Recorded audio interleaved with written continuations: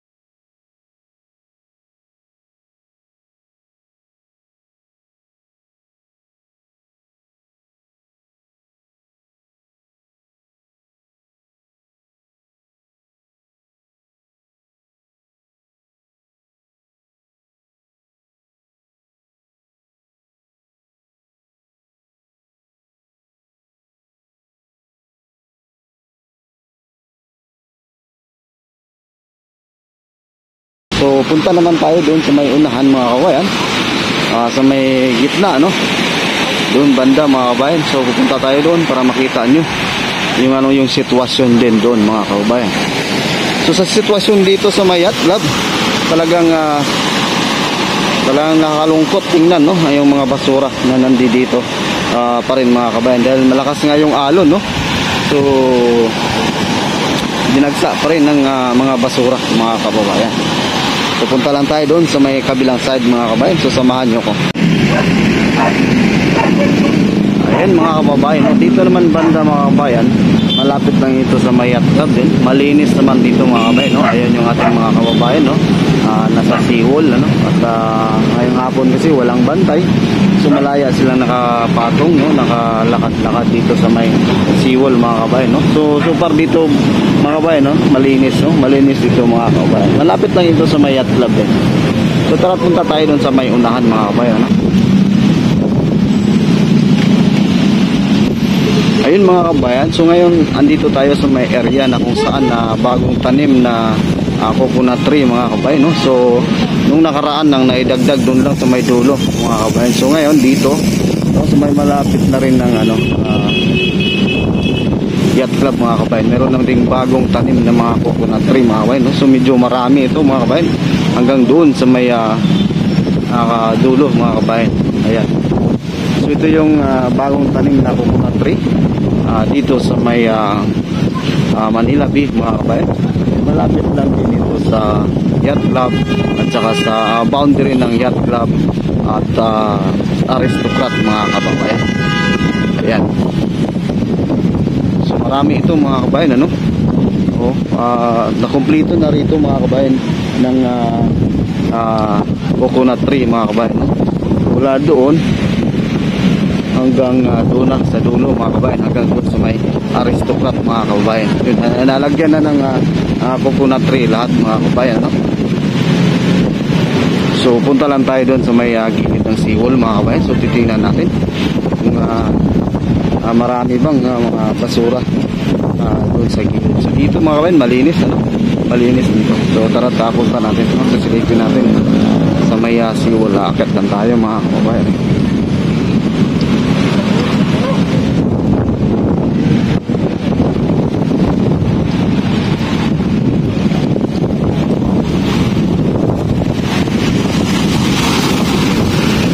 Wow. So yun mga kababayan, so dito no, medyo malakas pa rin yung alon ngayong hapon mga kababayan, no? Sa gilid naman dito, kaunti na yung mga kahoy, no? Mga kawayan na nandito sa gilid, no? Nakukuha na yung ibang mga kababayan. Ito mga kababayan, no? Yung tawag nito, pukot, no? Tagal na itong pukot na ito, tapos hanggang ngayon nandito pa rin, nakailang araw na ito mga kababayan.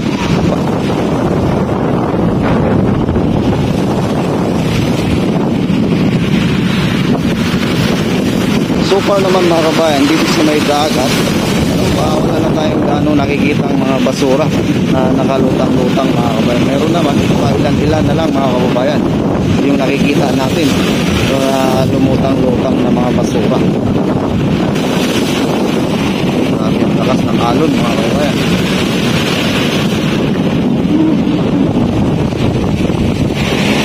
Ayan, no, ipakita lang natin muli, no, yung nadagdag na mga coconut tree mga kabayan. So yan yung mga bagong naidagdag na mga coconut tree mula dyan hanggang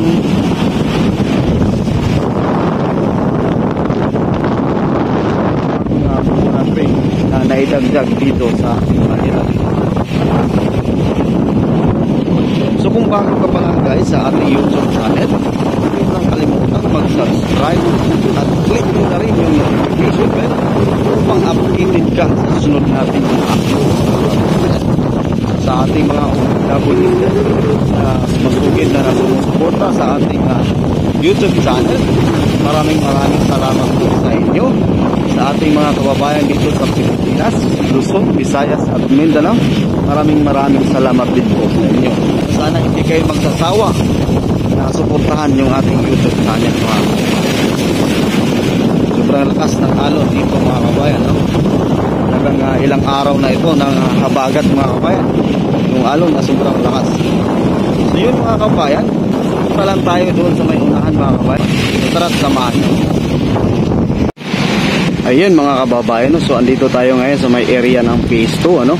So dito sa may phase 2 mga kababayan, natin mga kababayan, titingnan natin kung anong sitwasyon dito sa may gilid ng seawall mga kababayan, ano?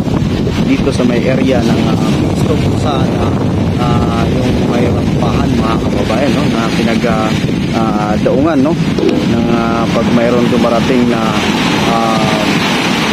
barge na pinagkargahan ng mga buhangin mga kababayan. So andito tayo ngayon.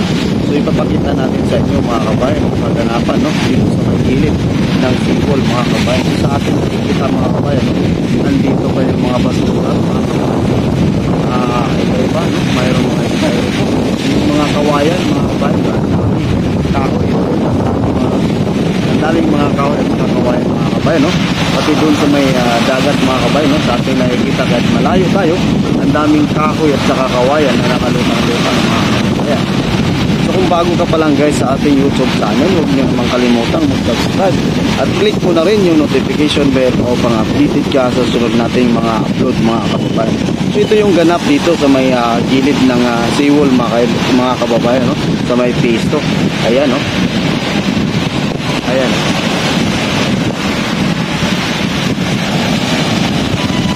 So dito sa may ganda ng phase 2 mga kababayan, talagang ang dami talaga ng basura, no? Dagsa pa rin ng basura mga kababayan. So yun lang yung update natin mga kababayan. hanggang dito na lang at tayo uwi na, medyo parang aambon na mga kabayan. So maraming salamat sa inyong suporta at sa inyong pagpanood sa ating YouTube channel mga kabayan, no? Thank you so much po talaga sa inyong suporta mga kabayan. So hanggang dito na lang, mag-iingat po tayo mga kabayan. God bless and stay safe. Bye-bye.